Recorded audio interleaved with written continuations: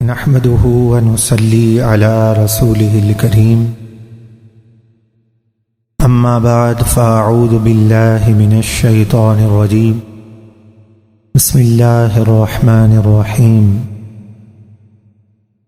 إن الله وملائكته يصلون على النبي يا أيها الذين آمنوا صلوا عليه وسلموا تسليما اللهم صل على سيدنا ومولانا محمد معدن الجود والكرم وآله وبارك وسلم صلاة وسلاما عليك يا سيدي يا رسول الله يا من يشفع عند حضرة طه اشفع لنا يا أوجه الشفعاء نظرت إلى بلاد الله جمعا كخردلة على حكم اتصال مولاي صلي وسلم دائما أبدا على حبيبك خير الخلق كلهم رب العالمین کا فضل ہے، اسی کا احسان ہے جس نے زندگی میں پھر ہمیں یہ عظیم الشان نعمت عطا کی ہے، اور آج کی یہ مبارک شب ہم سب کو نصیب ہوئی ہے۔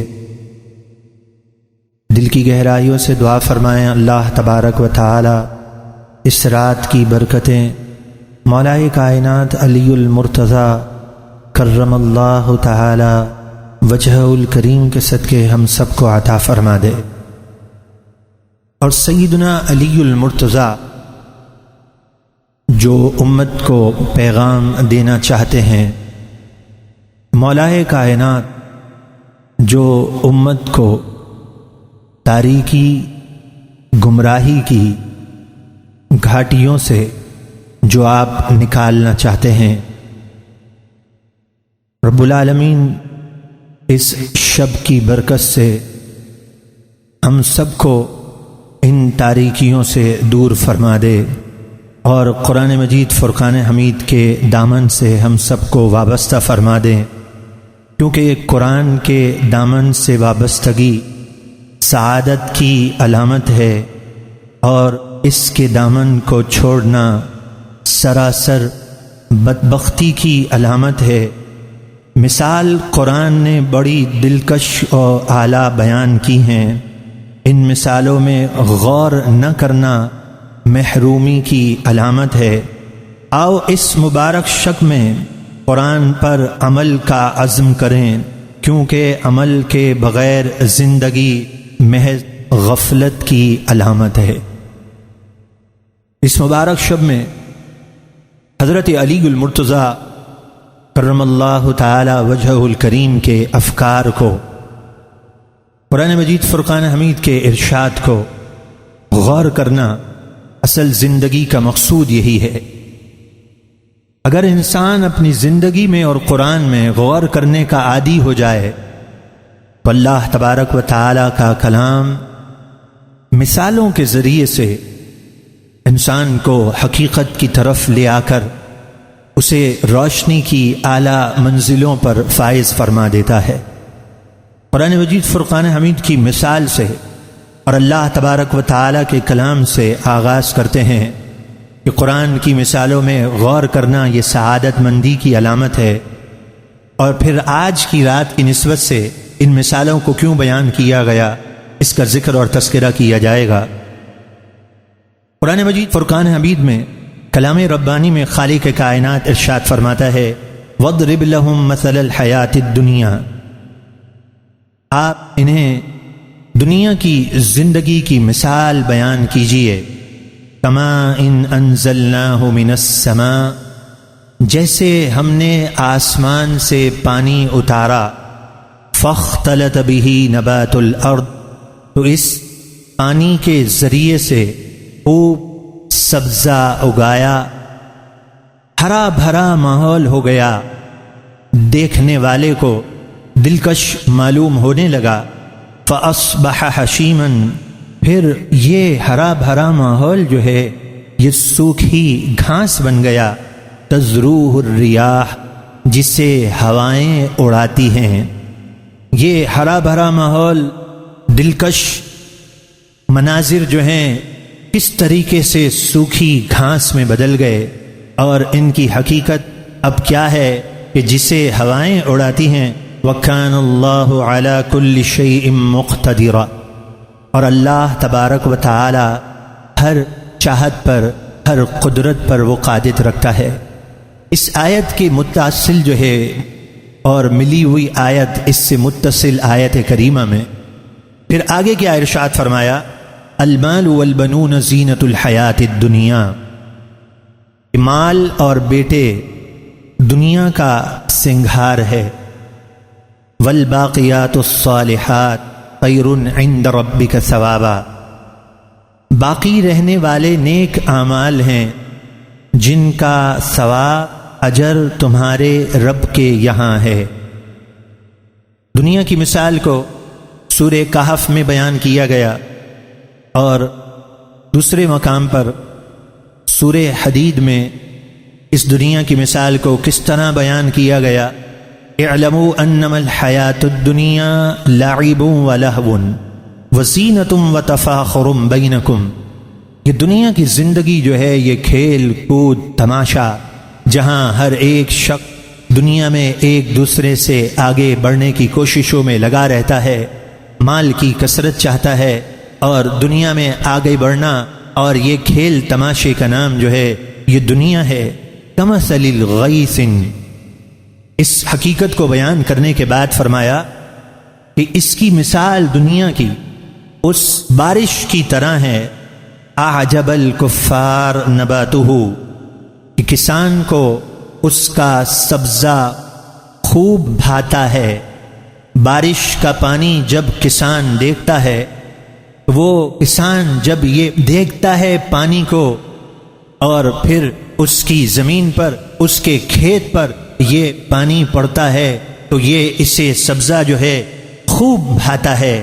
ثم یہیج فتراہ مصفرا، پھر اسے سکھایا، پھر یہ سوکھا ہو گیا، تو پھر کیا ہوا، تو اسے دیکھے گا مصفرن، بالکل زرد، کہاں سبزہ تھا، اگی ہوئی گھاس تھی، لہلہاتا کھیت تھا، پھر یہ لہلہاتا کھیت جو ہے یہ سوکھ گیا، اور پھر سوکھنے کے بعد قرآن فرماتا ہے پھر یہ زرد ہو گیا، اور مزید کیا ہوا، ثم یکون حطاما، اب یہ ایک روندا ہوا مال بن گیا۔ لہلہاتی زمین جسے دیکھ کر اس کا مالک بڑا خوش ہو رہا تھا، اب یہ روندا ہوا مال بن کے یہ اڑ رہا ہے۔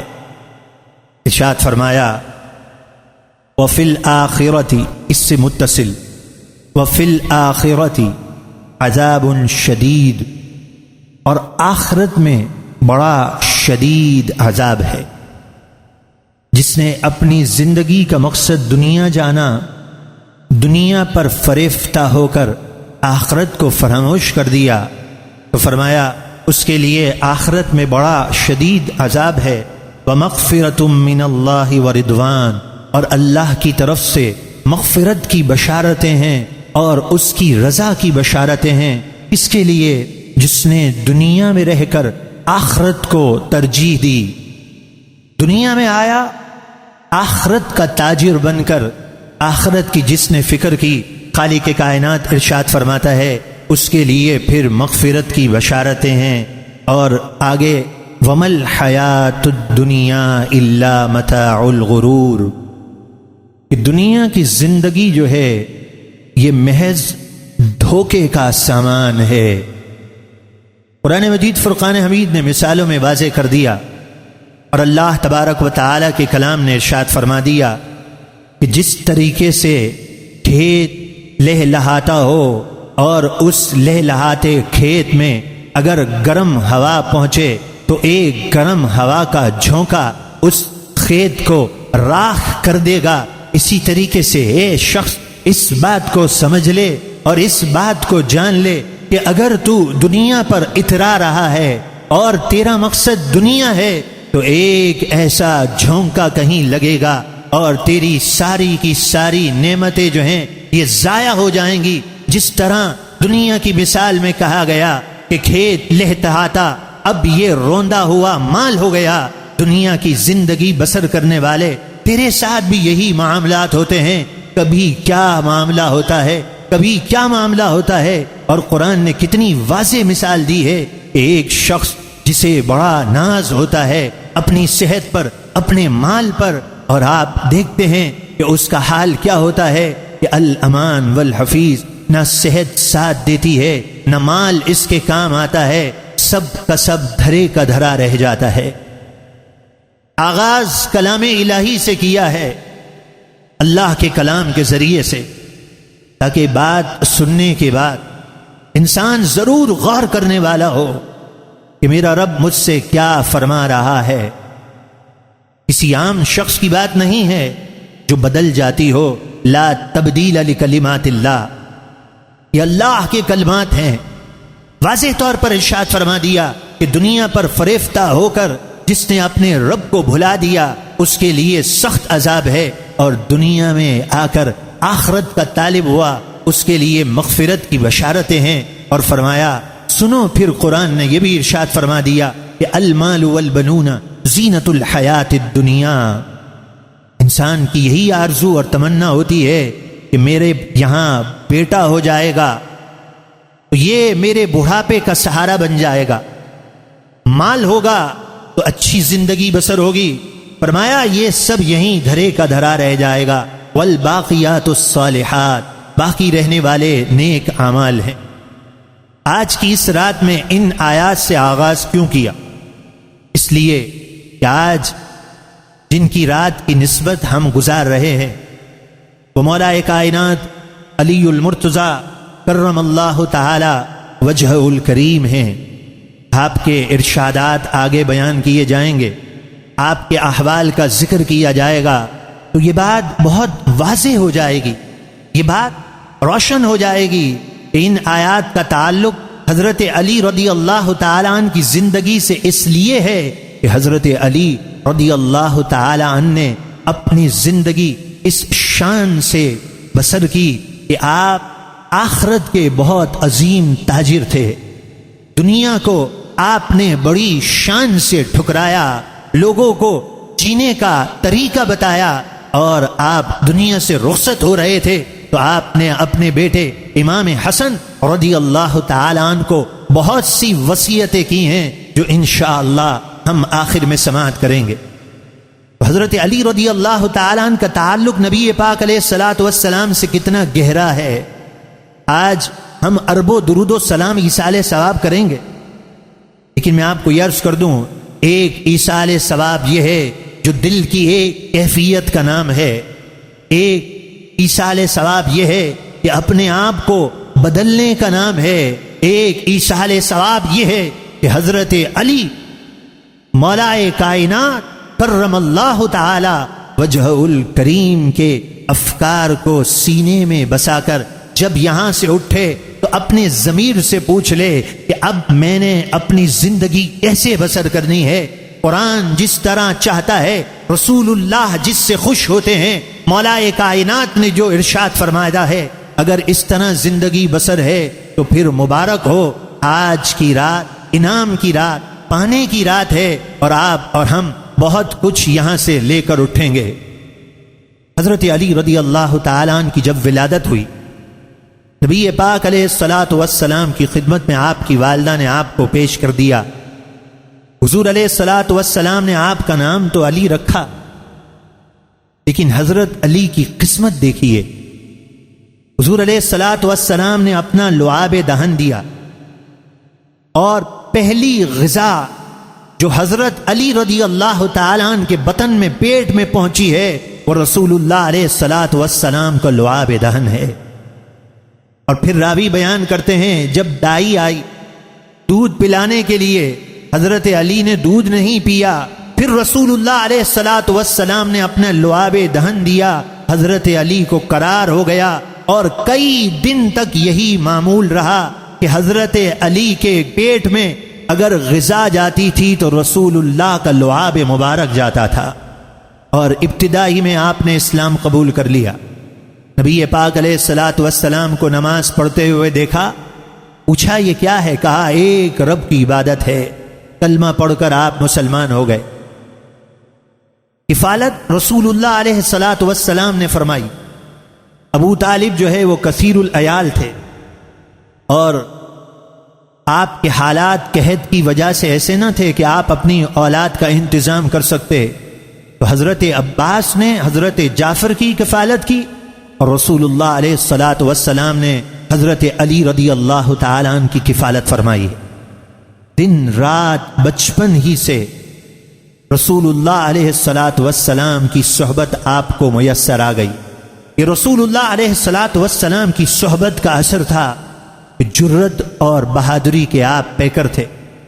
آپ کے غزوات کا اگر ذکر کیا جائے تو جنگ بدر میں آپ نے کیسے کیسے پہلوانوں کو للکارا تھا۔ احد کے میدان میں آپ کی ثابت قدمی کا ذکر، خیبر کے میدان میں، اور رسول اللہ علیہ الصلاۃ والسلام نے جو آپ کو جھنڈا عطا کیا ہے، یہ ایک روشن باب ہے۔ وقت کے اختصار کی بنا پر ہم اگلی منزل کی طرف چلتے ہیں۔ جب معاملہ آیا سیدہ فاطمہ الزہرا رضی اللہ تعالی عنہا کے عقد و نکاح کا، تو حضرت علی رضی اللہ تعالی عنہ سے نکاح کس شان سے ہوا ہے معلوم ہے؟ اس شان سے نکاح ہوا کہ راوی یہ بیان کرتے ہیں کہ رسول اللہ علیہ الصلاۃ والسلام ارشاد فرماتے ہیں کہ میرے رب نے مجھے حکم کیا ہے کہ فاطمہ کا نکاح علی سے کر دو، اور جب یہ نکاح ہو رہا تھا 70,000 فرشتے آسمان کے مبارک دے رہے تھے، اور طوبہ درخت سے یہ کہا گیا کہ جواہرات کو، یاقوت کو نچھاور کر دے۔ حور عین نے اپنے تھال کو بھر لیا ان جواہرات سے، اور راوی یہ کہتے ہیں کہ قیامت تک حوریں یہ یاقوت کو ہدیے میں پیش کرتی رہیں گی جو انہوں نے یہ یاقوت اس خوشی کے موقع پر اپنے پاس سمیٹ کر رکھ لیے ہیں۔ اس شان سے حضرت علی کا نکاح فاطمہ الزہرا رضی اللہ تعالی عنہا کے ساتھ ہوا ہے۔ ہر رات کو، یعنی ہر سال اس رات کو سیدہ فاطمہ کا ذکر ہم ضرور کرتے ہیں، اور اللہ نے زندگی دی تو ہر سال ہوگا انشاءاللہ۔ سیدہ فاطمہ الزہرا رضی اللہ تعالی عنہا کا ذکر یہ بھی ایک روشن باب ہے۔ دو باتیں صرف عرض کرتا ہوں پھر آگے چلتے ہیں کہ سیدہ فاطمہ الزہرا رضی اللہ تعالی عنہا یہ حقیقتاً حضور علیہ الصلاۃ والسلام کی محبت میں بڑی فنا تھی۔ حضرت عائشہ رضی اللہ تعالی عنہ بیان کرتی ہیں کہ سیدہ کا معمول یہ تھا کہ آپ جب بیٹھتی، آپ جب کھڑی ہوتی، آپ جب گفتگو فرماتی تھی تو ہو بہو رسول اللہ کی ادا آپ میں نظر آتی تھی۔ اور حضور علیہ الصلاۃ والسلام جب سفر سے واپس آتے تھے تو سب سے پہلے سیدہ فاطمہ الزہرا رضی اللہ تعالی عنہ کو اپنا دیدار کراتے تھے، اور سیدہ فاطمہ الزہرا رضی اللہ تعالی عنہا نے اس چیز کو پسند کیا۔ آج کی اس رات میں ہم نے اپنے آپ کو بھی یا ایھا الذین آمنوا قوا انفسکم واہلیکم نارا، اپنے آپ کو بھی جہنم سے بچانا ہے۔ دعا فرمائے اللہ ہم سب کو جہنم سے بچا دے، اپنے گھر والوں کو بھی بچانا ہے۔ سیدہ فاطمہ الزہرا نے رسول اللہ کی پسند کو کس انداز سے بیان کیا؟ میرے آقا علیہ الصلاۃ والسلام نے پوچھا عورت کی خوبی کیا، عورت کو کیسا ہونا چاہیے؟ صحابہ علیہم رضوان نے جواب دیا، حسب منشا جواب نہ ملا۔ حضرت علی گھر پہنچے، فرماتے ہیں کہ سوال یہ ہوا ہے اس کا جواب کیا ہے؟ فاطمہ الزہرا نے اسی وقت برجستہ جواب دیا اور فرما دیا کہ جا کر یہ کہہ دیجئے، یہ بتا دیجئے کہ عورت کی خوبی یہ ہے، عورت اسے کہتے ہیں جو کسی غیر محرم عورت مرد کو نہ دیکھے۔ عورت وہ عورت ہے جو غیر محرم مرد کو نہ دیکھے، اور اس کا پردہ یہ ہو کہ غیر محرم مرد جو ہے اس کو نہ دیکھ سکے، نہ یہ مرد کو دیکھے نہ مرد اس کو دیکھ سکے۔ حضرت علی بارگاہ رسالت میں حاضر ہوئے اور جواب یہی سنا دیا۔ رسول اللہ خوش ہو گئے، کہا یہ جواب کس نے دیا ہے؟ کہا فاطمہ سے میں نے پوچھا۔ رسول اللہ فرماتے ہیں فاطمہ میرے جگر کا ٹکڑا ہے، آج اس دور کے اندر اگر کوئی حقیقت کا پیغام عام کرنا چاہے، لوگوں کو حقیقت کی روشنی بتانا چاہے، تو لوگ آج اس حقیقت کی روشنی کو بھی تسلیم کرنے کے لیے تیار نہیں ہیں۔ آج ہم کیوں پسپا ہو گئے؟ آج ہم کیوں ذلتوں میں گر گئے؟ کیا بلوچستان کے مسلمان ہمارے بھائی نہیں؟ لیکن آج اس بات کو اگر کوئی بیان کرنے والا ہو اور قرآن اور حدیث کو جان کر حقیقت کی راہ دکھانے والا ہو تو لوگ یہ کہتے ہیں کہ یہ سیاسی گفتگو ہے۔ معاذ اللہ ثم معاذ اللہ۔ ایک مسلمان دوسرے مسلمان کا بھائی، رسول اللہ نے فرمایا، ایک ہی عمارت کی مثال دی حضور علیہ الصلوۃ والسلام نے، اور ایک مسلمان کا درد محسوس کرنا یہ ایمان کے تقاضوں میں سے ہے۔ اور آج اتنی پستی میں لوگ گر گئے کہ اگر حقیقت کی طرف کوئی کسی کو رہنمائی کرنے والا ہو تو کہے یہ دیکھو سیاسی باتیں کرتے ہیں، ان کو دیکھو کسی کی مخالفت کرتے ہیں۔ آج شریعت کی سچی بات کو لوگ سننے کے لیے تیار نہیں۔ رسول اللہ علیہ الصلوۃ والسلام نے اس چیز کو پسند کیا، عورت مرد کو نہ دیکھے، یہ رسول اللہ کی پسند ہے۔ عشق رسول اسی چیز کا نام ہے۔ اگر آج یہ کہا جاتا ہے کہ من لا شیخ لہ فہو شیخہ الشیطان، کہ جس کا کوئی پیر نہیں اس کا پیر شیطان ہوتا ہے، ٹھیک ہے بزرگوں نے یہ قول لکھا ہے، لیکن پیر کون ہوتا ہے؟ پیر کا مقصد کیا ہوتا ہے؟ پیر کا مقصد یہ ہوتا ہے کہ پیر کے ہاتھ میں جب انسان ہاتھ دے گا تو پیر کی یہ ذمہ داری ہوتی ہے کہ اپنے مرید کو رسول اللہ تک پہنچا دے، رسول اللہ کی عزت اور ناموس کے لیے اپنے آپ کو بھی فدا کر دے، اپنے مریدوں کو بھی فدا کر دے۔ یہ پیر کا کام ہوتا ہے۔ رسول اللہ کی پسند کو اپنے سینے سے بسا لے، تقوی سے مزین ہو جائے، رسول اللہ کی پسند کو اپنے سینے سے بسا کر اپنے مریدوں کی تربیت کرنے والا ہو، پیر اس چیز کا نام ہے۔ اور جانتے ہیں میرے آقا نے کیا ارشاد فرمایا؟ جب اسلام کی حدود توڑی جا رہی ہو، رسول اللہ کی پسند کو لوگ ناپسند قرار دیں، معاذ اللہ، شریعت کا مذاق اڑایا جا رہا ہو، تو میرے آقا فرماتے ہیں اس وقت اگر کوئی کلمہ حق بیان نہیں کرتا تو ایسا شخص گونگا شیطان ہے۔ لیکن آج گندگی کتنی قریب آ گئی، قرآن سے ہم کتنے دور ہو گئے کہ اگر کسی کو سچا پیغام دینا ہو، کسی کو صحابہ کے افکار سمجھانا ہو، کسی کو رسول اللہ کی پسند بتانی ہو تو اس کے لیے 1 گھنٹے کی تقریر درکار ہے، بہت بڑی تمہید درکار ہے۔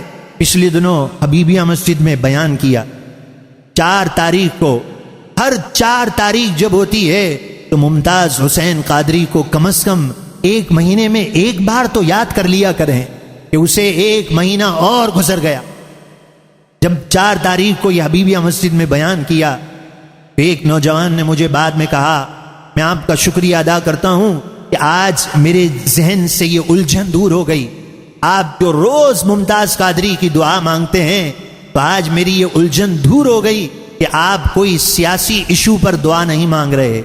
چلو وہ تو سعادت مند نوجوان تھا جسے اپنی غلطی کا احساس ہو گیا، لیکن افسوس تو اس چیز کا ہے کہ آج ہم مسلمان ہیں جن کے نام کا کلمہ پڑھا ہے، کہتے ہیں ہم عاشق رسول ہیں، اور عاشق رسول کو یہی نہیں معلوم کہ صحابہ کی یاد کو تازہ کرنے والا ممتاز قادری ہے۔ اس ممتاز قادری سے ہمارا رشتہ رسول اللہ کی محبت میں ہے۔ اگر آج یہی نہیں معلوم کہ ممتاز قادری نے صحابہ کی یاد کو تازہ کر کے باخدا مکین گنبد خضرا کے دل کو راضی کیا ہے، تو اگر آج کے مسلمانوں کو اگر اتنا بھی شعور نہیں ہے تو بتائیے پھر پستی قریب آئے گی یا نہیں آئے گی؟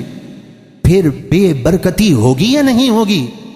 پھر ہر طرف تاریکی ہوگی یا نہیں ہوگی؟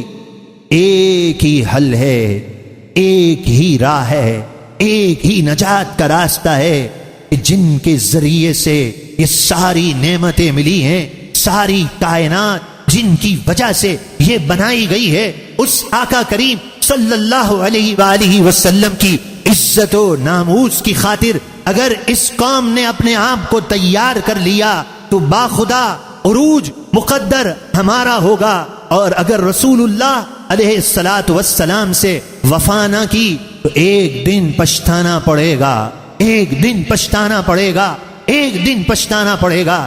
آئیے اس مبارک رات میں عنوان کہیں اور چلا جائے گا، مجھے یہ کہتے ہوئے بھی شرم آتی ہے کہ زندگی کا عنوان ہی یہ ہو کہ رسول اللہ کی عزت و ناموس پر اپنے آپ کو فدا کر دیں۔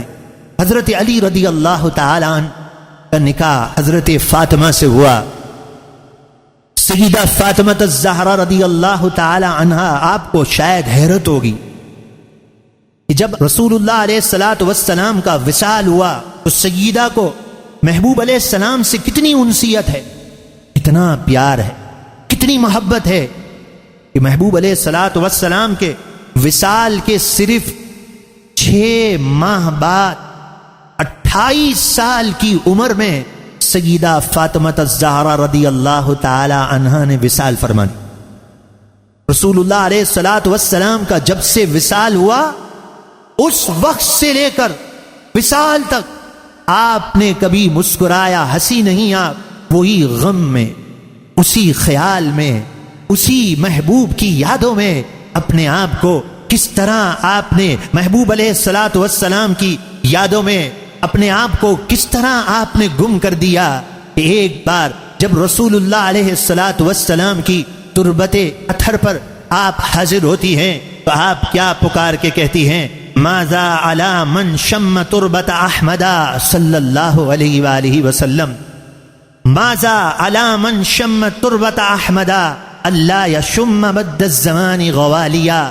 آپ رسول اللہ علیہ الصلاۃ والسلام کی قبر اطہر کی مٹی اٹھا کر سونگ کر یہ کہتی ہیں کہ جو اس مٹی کو سونگ لے، جو اس مٹی سے فیض پا لے، اب پوری زندگی اسے قیمتی خوشبو کی کوئی حاجت نہیں ہے، اس مٹی سے بڑھ کر اور کوئی خوشبو نہیں ہو سکتی۔ رسول اللہ علیہ الصلاۃ والسلام کی الفت و محبت میں 6 ماہ کے بعد آپ کا وصال ہو گیا، اور سیدہ فاطمہ الزہرا کو خوشی ملی۔ وصال سے پہلے آپ مسکرا دی، آپ خوش ہو گئیں۔ کس بات سے؟ اس بات سے کہ جب میرا جنازہ اٹھے گا، اہتمام پورا کر لیا گیا ہے کہ پردے کے ساتھ میرا جنازہ اٹھے گا۔ اس موقع پر آپ خوش ہو گئیں۔ آج ہمارے گھر میں کیا ماحول ہے؟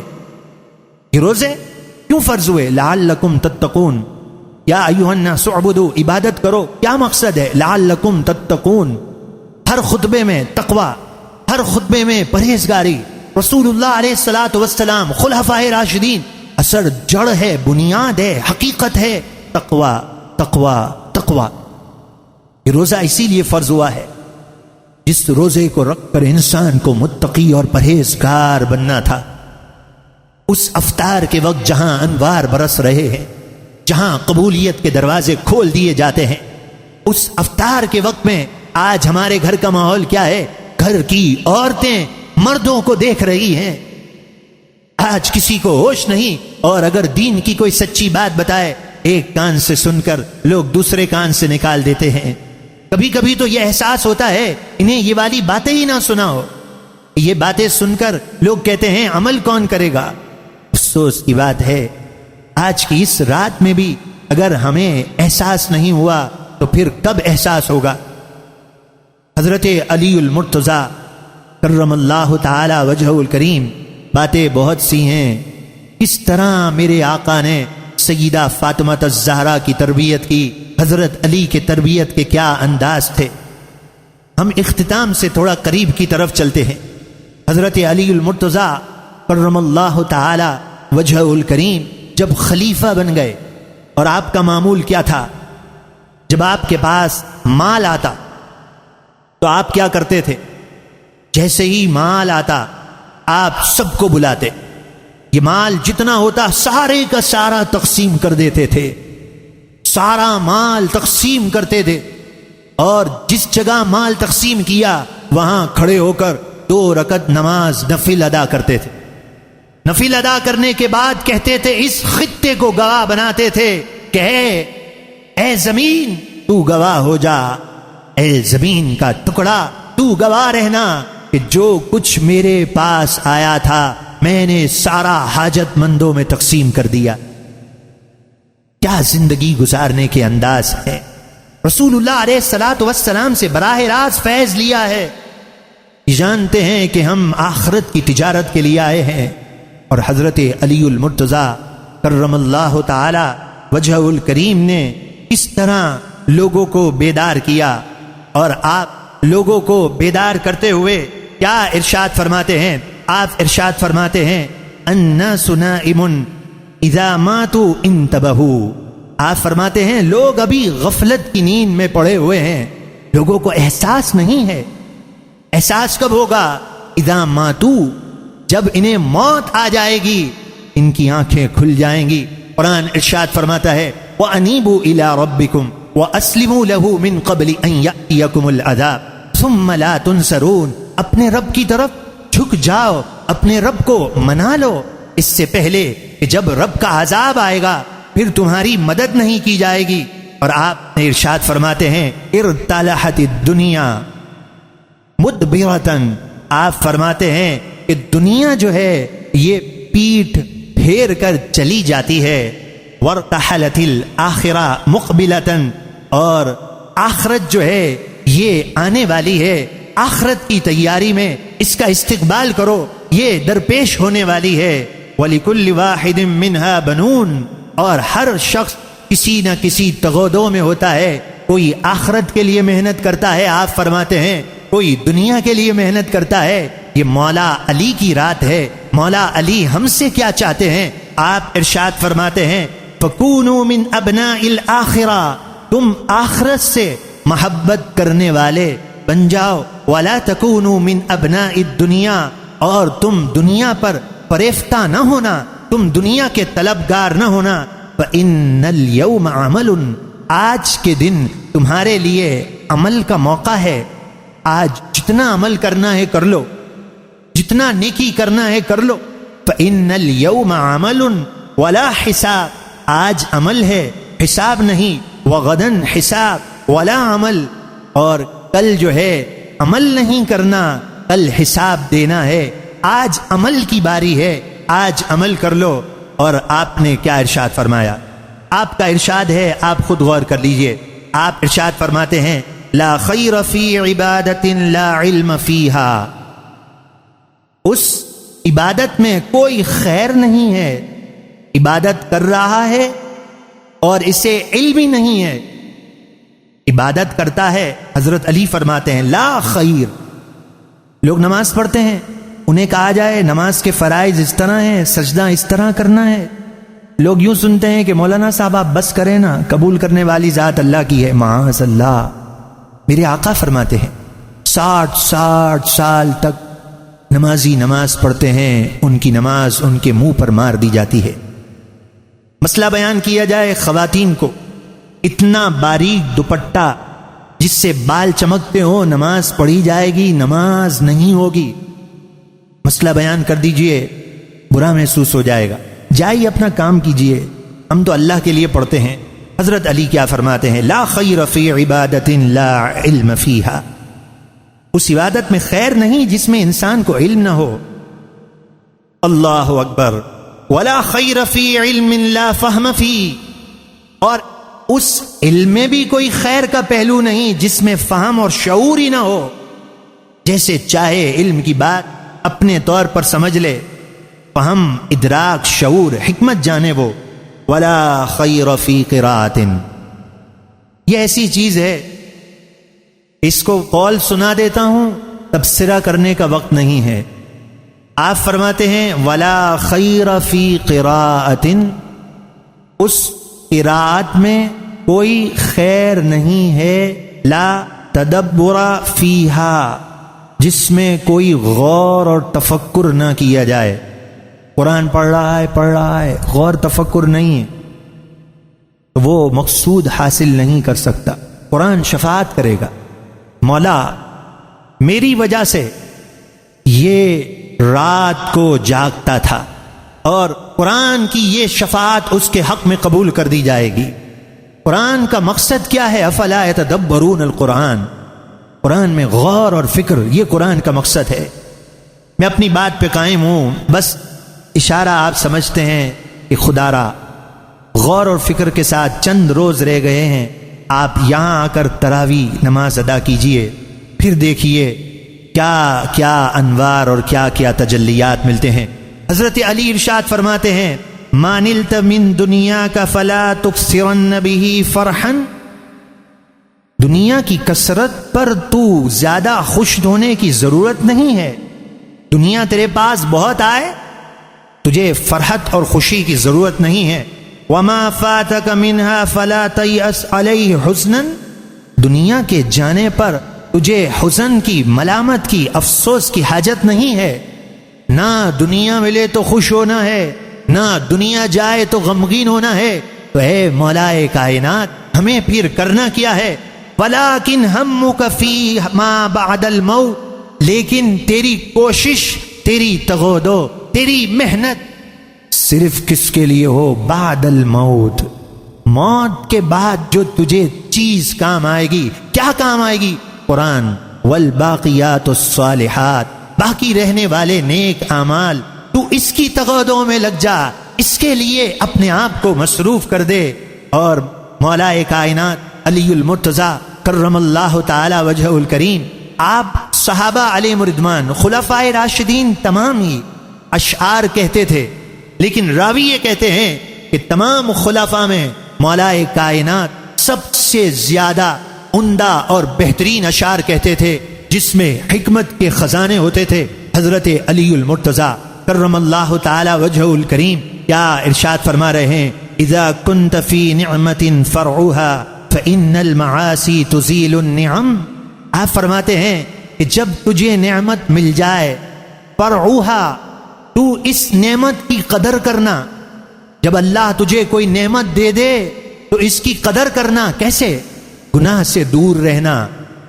اگر ایسا نہ ہوا تو آپ فرماتے ہیں کیا ہوگا؟ فَإِنَّ الْمَعَاصِي تُزِيلُ النِّعَمْ، اس لیے کہ جب تو گناہ کرے گا تو تیری نعمتیں زائل کر دی جائیں گی۔ قرآن، وَمَا أَصَابَكُم مِّن مُّصِيبَةٍ فَبِمَا كَسَبَتْ أَيْدِيكُمْ، کہ جو تمہیں مصیبت پہنچتی ہے تمہارے ہاتھوں کی کمائی ہے۔ وَدَامِمْ عَلَيْهَا بِشُكْرِ الْإِلَٰهِ فَإِنَّ الْإِلَٰهَ سَرِيعُ النِّقَمِ، فرماتے ہیں ہمیشہ اگر تو چاہتا ہے کہ نعمت میرے پاس برقرار رہے، یہ نعمت میرے ہاتھ سے جانے نہ پائے، تو پھر کیا کر؟ اس نعمت کا شکر ادا کرتے ہوئے اپنے آپ کو گناہوں سے دور کر لے۔ اگر ایسا نہیں کرے گا تو پھر کیا ہوگا؟ فَإِنَّ الْإِلَٰهَ سَرِيعُ النِّقَمِ، اس لیے کہ تیرا پروردگار بہت جلد انتقام لے لیتا ہے۔ اگر وہ ڈھیل دیتا ہے تو پھر وہ انتقام بھی لے لیتا ہے۔ آپ ارشاد فرماتے ہیں وَكُن مَعْدِنًا لِلْحِلْمِ فَاصْفَحْ عَنِ الْأَذَىٰ، اپنے آپ کو برداشت کا خزانہ بنا لے، کان بنا لے، برداشت کی کان، حلم، بربادی، برداشت۔ فَاصْفَحْ عَنِ الْأَذَىٰ، اور لوگوں کی اذیتوں کو معاف کر دے۔ کیوں؟ فَإِنَّكَ لَاقٍ مَّا عَمِلْتَ وَسَامِعْ، ہو سکتا ہے تیرے اوپر بھی حالات آ جائیں اور تیرے اوپر بھی مشکلات آ جائیں، تو تو اپنے آپ کو تیار کر لے اور لوگوں کو معاف کر دیا کر۔ اور آپ فرماتے ہیں وَاحْبِبْ إِذَا أَحْبَبْتَ حُبًّا مُقَارِبًا، جب تو کسی سے محبت کرے تو ذرا خیال سے محبت کرنا، بہت زیادہ اس محبت میں خود رفتہ نہ ہو جانا۔ اس لیے اس بات کو یاد رکھنا فَإِنَّكَ لَا تَدْرِي مَتَى الْحُبُّ رَاجِعُ، کہ تو نہیں جانتا تیری یہ محبت کا رشتہ کب ٹوٹ جائے گا۔ وَابْغِضْ إِذَا أَبْغَضْتَ بُغْضًا مُقَارِبًا، اور جب تو کسی سے بغض رکھے، دشمنی رکھے، تو اس میں بھی بہت زیادہ مبالغہ مت کرنا۔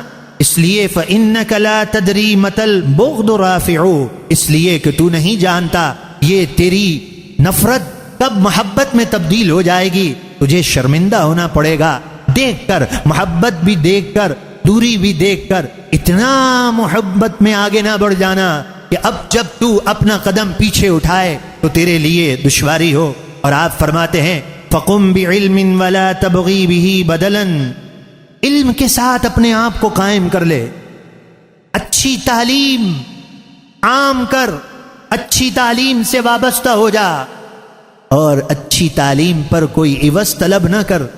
اللہ کے لیے لوگوں کو دین سکھا، اللہ کے لیے لوگوں کو بھلائی سکھا۔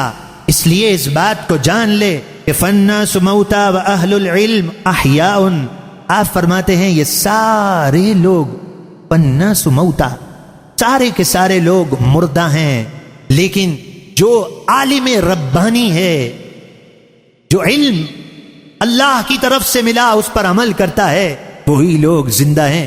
آپ فرماتے ہیں الا یا ساکن القصر المعلی ستدفن عن قریب فی التراب، الا یا ساکن القصر المعلی، خبردار اے بڑے بڑے محلات میں، عالی شان مکان میں رہنے والے، ستدفن عن قریب فی التراب، ان قریب تجھے مٹی میں داخل کر دیا جائے گا، قبر میں اتار دیا جائے گا۔ لہو ملک ینادی کل یوم، ہر روز ایک فرشتہ یہ ندا کرتا ہے لدور الموت وابنو للخراب، کہ اے جینے والے آخرت کے لیے جینا، ہر روز فرشتہ تجھے پکار کے کہتا ہے اپنی قبر کی تیاری کے لیے تجھے دنیا میں جینا ہے۔ حضرت علی یہ فرماتے ہیں۔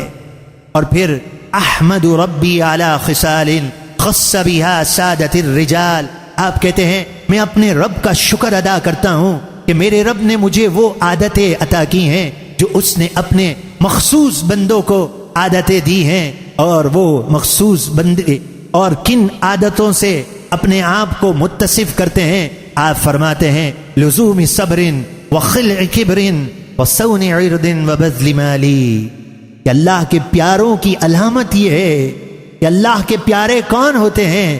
جو صبر کو لازم پکڑتے ہیں۔ قرآن وَلَمَنْ صَبَرَ وَغَفَرَ إِنَّ ذَلِكَ لَمِنْ عَزْمِ الْأُمُورِ، بے شک صبر کرنا، معاف کر دینا، یہ بڑے ہمت کے کاموں میں سے ہیں۔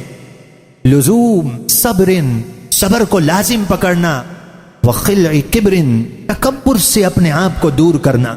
قرآن وَلَهُ الْكِبْرِيَاءُ فِي السَّمَاوَاتِ وَالْأَرْضِ وَهُوَ الْعَزِيزُ الْحَكِيمُ۔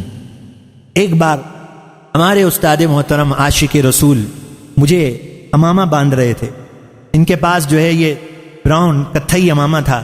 جب بہت پہلے کی بات، وہ تھوڑی دیر کے لیے امامہ باندھتے ہوئے انہوں نے یہ آیت کریمہ پڑھی وَلَهُ الْكِبْرِيَاءُ فِي السَّمَاوَاتِ وَالْأَرْضِ، کہ کبریائی، بڑائی فقط اللہ تبارک و تعالی ہی کے لیے ہے۔ اگر انسان تکبر کرتا ہے اور اپنے آپ کو کچھ سمجھتا ہے کہ میں کچھ ہوں، ایک نہ ایک دن وہ ذلیل و خوار ہو جاتا ہے۔ دعا فرمائے اللہ تعالی حضرت علی کے صدقے ہمیں محفوظ فرمائے۔ جو یہ خصلتیں اور عادتیں حضرت علی کہتے ہیں مجھے میرے رب نے نوازی ہیں، آج ان کی رات ہے، اللہ ان کے صدقے ہمیں عطا فرما دے۔ وصون عرض، اور اپنی عزت کی حفاظت کرنا، وبذل مالی، اور اپنے مال کو اللہ کی راہ میں خرچ کرنا۔ امام حسین نے بھی اشعار کہے، ان اشعار کا کبھی انشاءاللہ اور کبھی وہ اشعار سنیں گے۔ اس شعر میں امام حسین نے بھی یہی کہا کہ اے مال جمع کرنے والے، جب تو دنیا سے چلا جائے گا تو یہ تیرا مال ترکہ کہلائے گا، یہ تیرا مال کسی اور کا ہو جائے گا۔ تو پھر جب یہ ترکہ ہو جائے، اس سے پہلے تو اللہ کی راہ میں اپنے مال کو خرچ کر دے۔ حضرت علی المرتضیٰ کرم اللہ تعالی وجہ الکریم کی شان بہت بہت بہت وراء الورا ہے۔ حضرت علی کے ایک رفیق حضرت درار بن دمرہ رضی اللہ تعالی عنہ نے امیر معاویہ کے دربار میں ان کے بے حد اسرار پر نہایت خوبصورت اور جامع الفاظ میں حضرت علی کے اخلاق اور کردار کی منظر کشی کی۔ انہوں نے اپنے تاثرات کو کچھ اس طرح بیان کیا کہ حضرت علی اللہ اکبر ان کی نظر دور رس تھی، انتہائی مضبوط اعصاب کے مالک تھے، دو ٹوک اور کھڑی بات کہتے، مکمل عدل و انصاف کے ساتھ فیصلے فرماتے، ان کی شخصیت سے علم کے چشمے ابھرتے تھے اور حکمت و دانائی سے لبریز ان کی بات ہوتی تھی، دنیا اور اس کی چمک سے وحشت محسوس کرتے تھے، رات اور اس کی تاریکی کو بڑے محبوب جانتے تھے، اور رات کو آپ اتنا روتے تھے کہ آپ کے آنسو نہ تھمتے تھے، دیر تک سوچ اور بچار میں محو رہتے تھے، سادہ اور معمولی عمدہ لباس پہنتے تھے، روکھا سوکھا کھاتے تھے، خدا گواہ ہے۔ دربار امیر معاویہ میں بیان ہو رہا ہے، آپ کے عزیز کہتے ہیں خدا گواہ ہے آپ نہایت بے تکلف اور مل جل کر رہتے تھے، جب ان سے کوئی پوچھتا تھا، کوئی سوال کرتا، بے تکلفی سے جواب عنایت فرماتے، جیسے ہم میں سے کوئی عام آدمی آپس میں گفتگو کرتے ہوں، حاضر خدمت ہونے والے سے سلام میں پہل کرتے تھے، بلانے پر حسب وعدہ آ جاتے تھے۔ اس قدر سادگی اور بے تکلفی کے باوجود اللہ نے آپ کا روب دبدبا یہ رکھا تھا کہ ہمیں ان کے سامنے بولنے کی ہمت نہ ہوتی تھی۔ آپ جب مسکراتے تھے تو موتیوں کی طرح آپ کے دانت چمکتے تھے، دین داروں کی بڑی قدر کرتے تھے، غربا مساکین سے محبت رکھتے تھے، کسی طاقتور کی جرت نہ تھی کہ آپ کے ساتھ باطل کی توقع رکھ سکے، اور کوئی کمزور ان کے عدل سے کبھی مایوس نہ ہوتا تھا۔ اللہ کو گواہ بنا کر کہتا ہوں، آپ کے عزیز کہتے ہیں اللہ کو گواہ بنا کے کہتا ہوں کہ میں نے ان کی رات کے چند مناظر دیکھے، میں نے ان کی رات کے چند مناظر دیکھے۔ اللہ اکبر، جب رات چھا جاتی تھی آپ مسجد کے محراب میں اپنی داڑھی کو پکڑ لیتے، درد بھرے شخص کی طرح بلک بلک کے روتے تھے اور یوں تڑپتے تھے جیسے کسی شخص کو زہریلے سانپ نے ڈس لیا ہو۔ گویا آپ کہتے ہیں، گویا میں اب بھی ان کی یہ آواز سن رہا ہوں۔ آپ درد اور رقت کے ساتھ کیا پکار کے کہتے تھے؟ آج کی اس رات کا یہی پیغام ہے۔ منبر میں، محراب میں آپ درد کے ساتھ روتے ہوئے کیا پکار کے کہتے تھے؟ حضرت علی کے عزیز کہتے ہیں مجھے آج یہ آواز کان میں آ رہی ہے، آپ روتے ہوئے یہ پکار کے کہتے تھے، اے دنیا تو میرا دل لبھانا چاہتی ہے، مجھ سے امید نہ رکھ، دور ہٹ جا، کسی اور کو فریب دے، میں نے تجھے 3 طلاقیں دے دی ہیں، جس کے بعد رجوع کی کوئی گنجائش باقی نہیں رہتی، تیری عمر انتہائی مختصر، تیری دی ہوئی راحت بہت حقیر ہے، تیرے خطرے بڑے بھیانک ہیں، آہ زادے راہ انتہائی قلیل ہے، سفر آخرت کا بڑا طویل ہے اور راستہ بہت سنسان ہے۔ راوی کہتے ہیں یہ سن کر امیر معاویہ رضی اللہ تعالیٰ عنہ زارو قطار رونے لگے، اتنے روئے کہ آپ کی داڑھی بھیگ گئی، آواز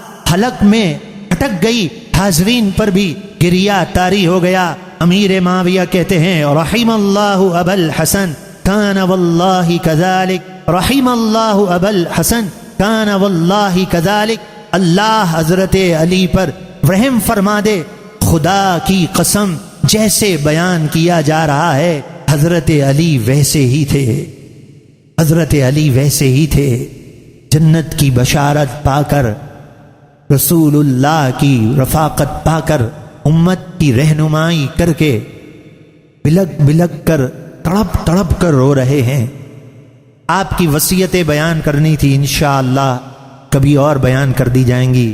بس میرے پیارے بھائیوں، قصور تو حقیقتاً نالائق کا ہی ہوتا ہے جس کی زبان میں اثر نہ ہو، ورنہ ان ارشادات کو سن کر، ان باتوں کو سن کر، قرآن اور حدیث کو سن کر کون عمل نہیں کرتا؟ انسان کو اللہ نے اختیار دیا ہے، جیسے چاہے زندگی بسر کر لے، لیکن یہ قرآن اور حدیث کا پیغام جو آپ نے سنا ہے، یہ سچا پیغام ہے۔